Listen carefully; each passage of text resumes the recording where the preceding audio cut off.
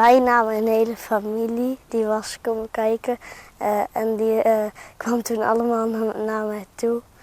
En ja, dat was heel leuk.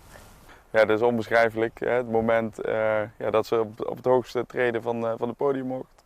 Ja, dat was super bijzonder. Dus ja, papa en mama zijn enorm trots. Met de tweede ronde toen schoot ik van mijn pedaal. Maar toen start ik iets later. Maar toen werd ik alsnog eerste met die ronde. En na die ronde toen zei papa dat ik zeker weten eerste werd. Omdat het ging om de punten. En toen heb ik met de derde ronde iets langzamer gegaan. En ja, het is enorm bijzonder om dan onze eigen dochter zeg maar, in de rood-blauwe trui te mogen zien staan. En de gouden medaille om te zien krijgen. En in de auto terug, toen we alles een beetje aan het relativeren waren, toen kwam er ook wel een klein traantje bij mij, maar ook bij Olsen. Dus dat was ja, denk ik wel betekenisvol.